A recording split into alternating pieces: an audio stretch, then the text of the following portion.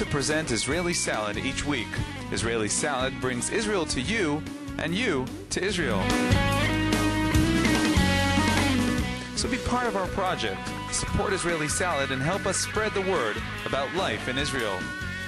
To support Israeli Salad, please contact us at yoni@israelnn.com or call 972-3918-5554. And we thank you in advance for your support.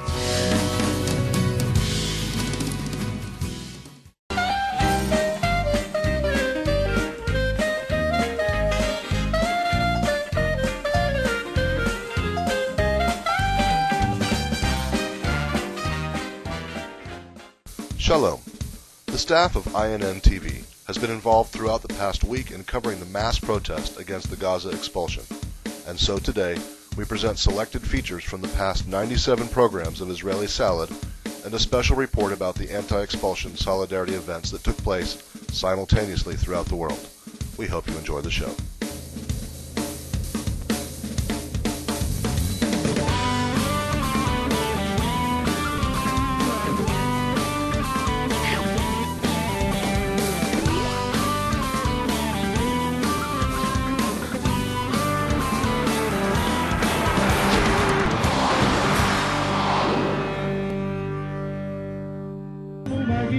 Between July 18th and July 21st, a mass protest took place in southern Israel against the planned expulsion of Jews from the Gaza Strip and northern Samaria. The protest began in the southern city of Netivot, near the gravesite of the late rabbinical leader, the Baba Sali. Simultaneously, massive rallies took place in cities throughout the world to show support and solidarity with the embattled residents of the Jewish communities. In New York City, the Times Square rally featured many speakers, including the chief rabbi of Efrat and a Gush Katif resident. The lunchtime gathering was also strengthened and inspired by popular Jewish entertainers. In Amsterdam, around 100 people gathered in a central square of the city. A number of Israelis flew in to join the rally, and at one point the participants contacted by phone a resident of Gush Katif and participants of the anti-expulsion march in Israel. Participants of the event spoke of the great atmosphere as Jews and non-Jews cooperated in this pro-Israel event. The Australian Friends of Gush Katif and Shomron got around 1,000 people together in Melbourne. The event in Australia began with a peaceful candlelight procession. The keynote speaker was Dror Vanunu, a spokesperson for the residents of Gush Katif. In San Diego, 150 people attended a rally, which was sponsored by the Zionist Organization of America. In the event, the participants watched a film explaining the likelihood of increased terrorism to Israel and to the rest of the world as a consequence of the pullout. These rallies and many others sent out a unified message calling the State of Israel to refrain from giving in to terrorism. We stand with you, the nation of Israel, in the whole land of Israel, was the message conveyed on Tuesday, July 19th, by Jews throughout the world. Now let's just go back to the main event in Israel for this unique picture. These soldiers and demonstrators praying together remind us what unifies us.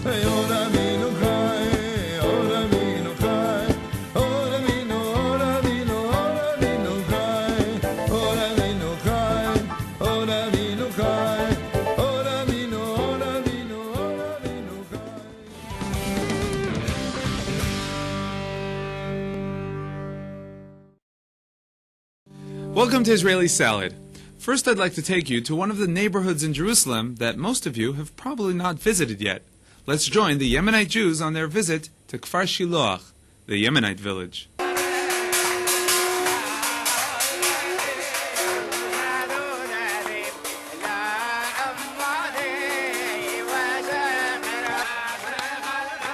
The time has come for celebrations as the Jews of Yemen return to Kfar Shiloach.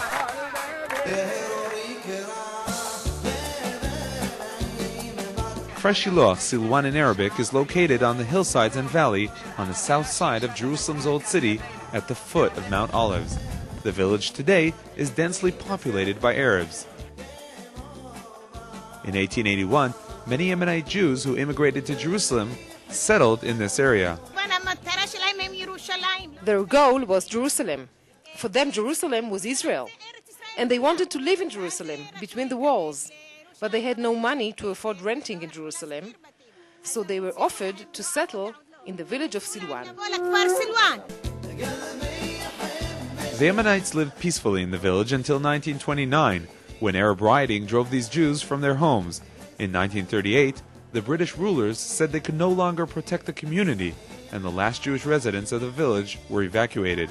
The British promised that the Jewish residents could one day return, but it took more than 60 years until the Jews finally were able to return to the Yemenite village of Shiloach.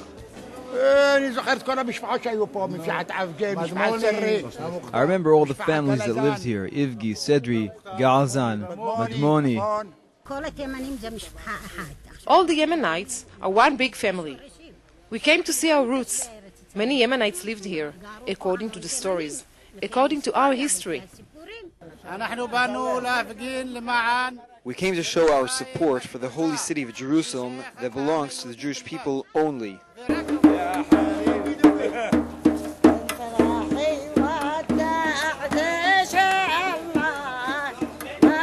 The Ateret Kohanim organization, also known as the Jerusalem Reclamation Project, is involved in encouraging and reestablishing Jewish life in the heart of Jerusalem. Ateret Kohanim has succeeded in buying and renovating in Kfar Shiloach an apartment, a 5-story apartment block, and an empty property with potential for 2 to 3 residential units.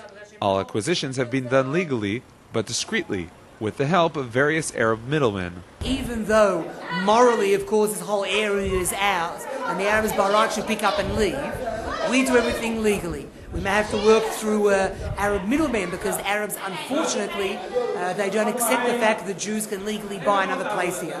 In the absurdity of the life here, we're basically buying again. Remember, the Arabs are illegally squatting on Jewish land. That has to be very clear. They are the illegal conquerors and have squatted and have taken over, built on old Jewish homes and have taken Jewish land. Before dawn on March 2004, 8 Jewish couples and about 13 Jewish seminary students moved into the buildings purchased by Ateret Kohanim. Living here is just fine, like any other place in Jerusalem. A little different because of the escorts we need to go in, to get out. The feeling is real great. You can get up in the morning, watch out the window and see the Temple Mountain, and just so glad to get up in this just great place.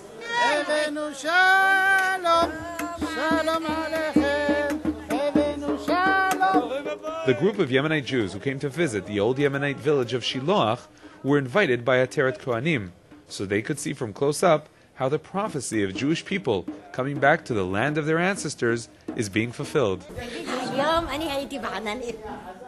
Today I was in the clouds, seriously, because of my family that lived here. It moved me deeply. We hope Hashem will help us, and soon everyone in this area will be Jews. Now, coming to the places, I'm experiencing the stories that I heard of the Yemenite immigration from 120 years ago. I'm physically here experiencing it, seeing the sights, hearing the stories. This has really moved me.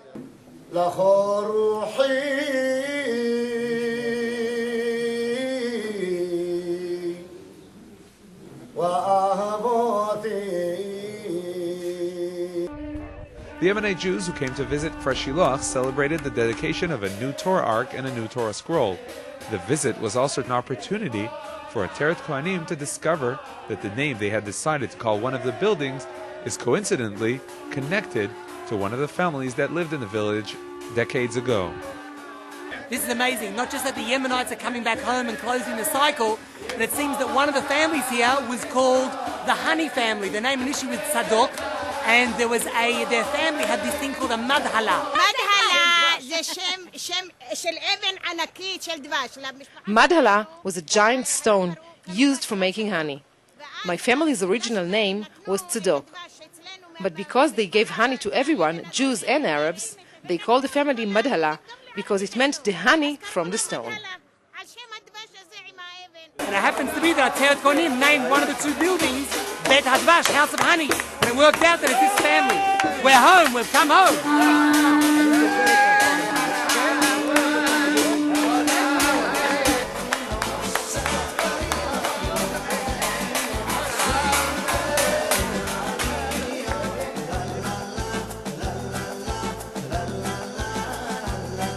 1998, the Knesset passed legislation to create a heritage center for the preservation of the works and memory of the late Israeli leader, Menachem Begin. The Menachem Begin Heritage Center opened Wednesday, June 16th, with an official state ceremony. Here's a visit to this important new tourist site.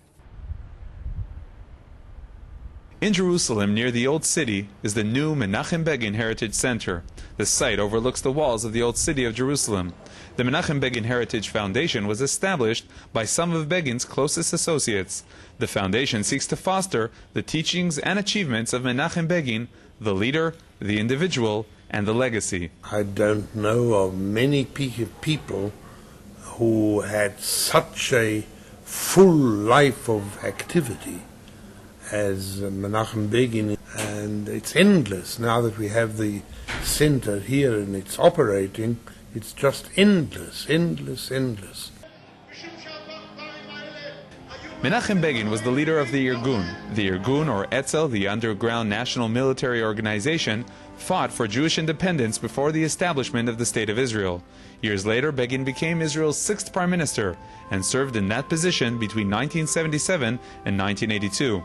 Begin was the first Israeli to be granted a Nobel Peace Prize after he signed a peace agreement with Egypt. Menachem Begin was the one who initiated Project Renewal, Israel's major urban renewal project. The museum takes the visitors to the home of Menachem Begin, to the underground base of the Irgun, and to the great rallies Begin held in his days as leader of the Likud party.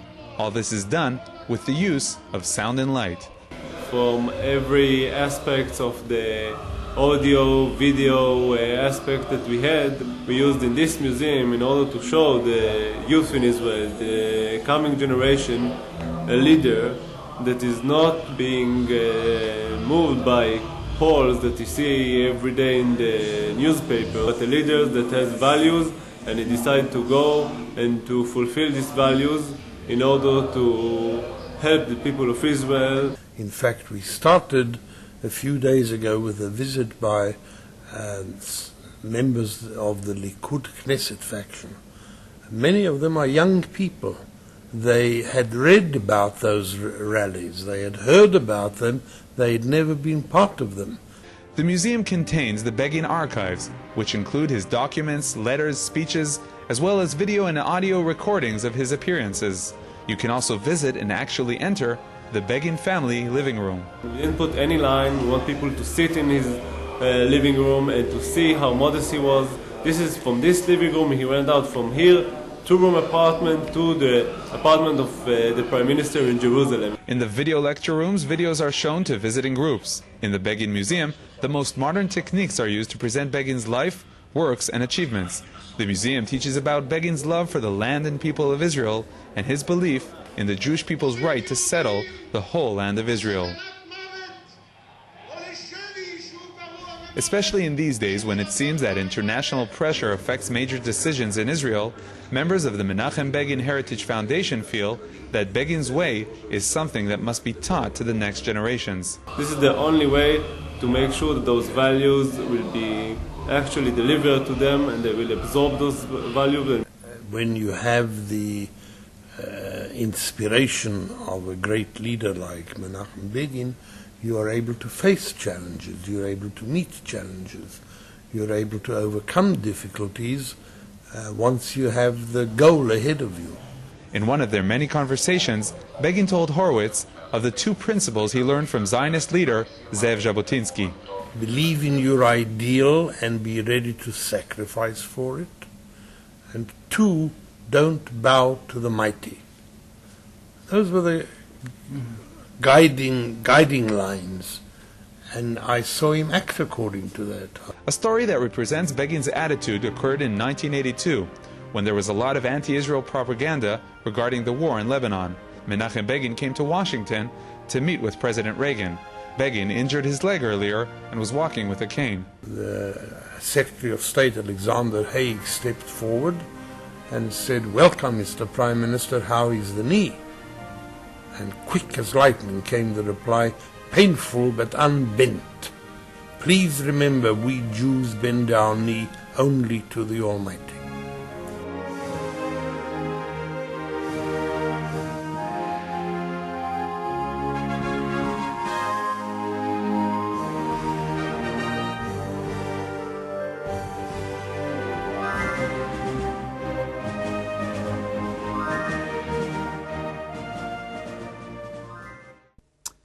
And now let's meet an internationally renowned circus that came to perform in Israel to show support and to bring happiness to sick children. We joined the Monte Carlo Circus in a performance they held at Schneider Children's Hospital in Petach Tikva. The Monte Carlo Circus was founded in the 1800s by the Balkanski family. Today, Alexander Balkanski, seventh generation of the family, is the owner of the circus. Alexander, who himself was born in a circus tent, brought his circus to perform in Israel. Israel is a very nice country. I like Israel. I was first time with the circus here in Israel, 1966. Alexander is a great supporter of Israel and the Jewish people, and he has contributed on many occasions to different organizations and institutions in Israel. Alexander's occupation in the circus business helps him feel safe and secure when visiting Israel. What is the danger here? Our profession in the circus is also danger. We risk our life to bring a little bit joy and happiness to the people. So what is the danger here? The Schneider Hospital is famous for its professional and unique attitude towards children's medicine. In addition to caring for the hospitalized children's physical condition, the hospital helps the children by offering many social activities and emotional help and support. As part of these activities, the Monte Carlo performance is seen as a direct contribution to the children's health. There is a drug that is called laughter and a smile, and it cures everything. And we are sure it brings them very well, and it makes them better and feel better and forget all their trouble. Yeah, I think this is make them happy. We love to come and to perform from them. Children need to be happy. So everywhere, every town, every country, we do our best, I do my best to bring a little bit happiness to enjoy these children.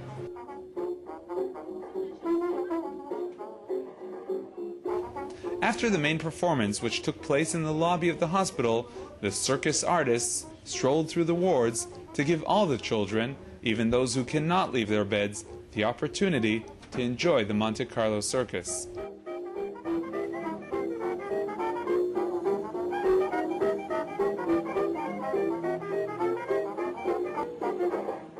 We will continue now with the Israeli Salad Jubilee Wrap. Join us again next week. Until then, Shalom.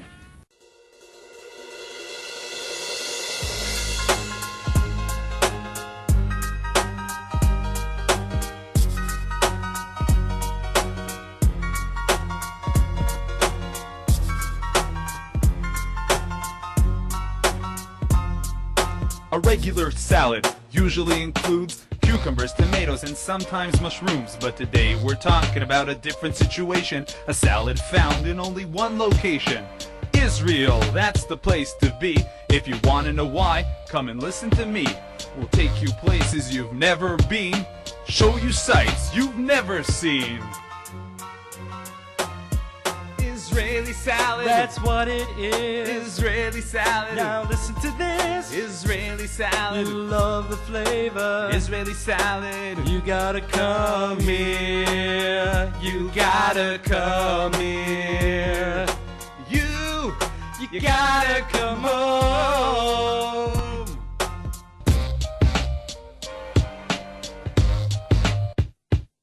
'Cause Israel's a country where everywhere you walk, you feel the spirit. On every single block, it's the country of the Torah. Here they dance the hora, and let's not forget the beautiful flora from four corners of the world. A nation reunited, there's still room for more. You're all invited. It's not always easy, but together we are strong. So everyone is one. Let's sing the song. Israeli salad, that's what it is. Israeli salad, now listen to this. Israeli salad, you love the flavor. Israeli salad, you gotta come here. You gotta come here. You gotta come home.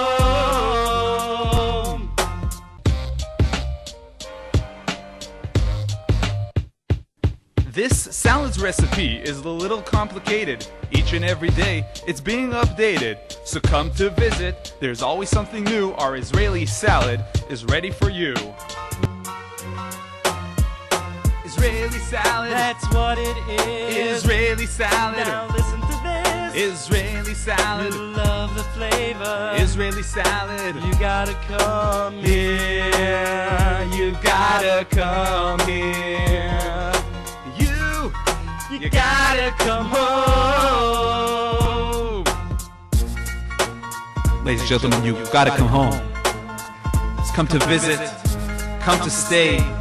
Get on the plane. Do it today. Gotta come home. You gotta come home. Tours in the festival, and we're going to join one of them. From somewhere in the Mediterranean, this is Mark Kaplan for Israeli Salad. Recently, it doesn't pass for tours. Here I present the new staff of Israeli Salad.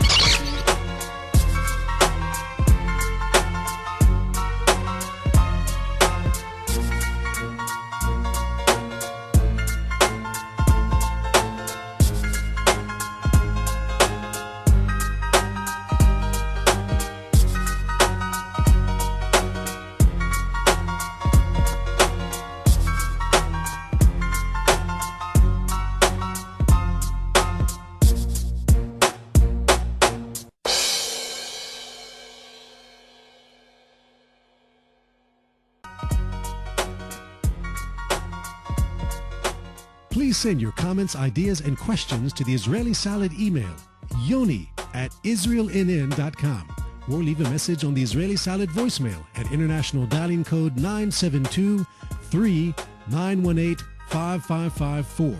That's 972-3918-5554.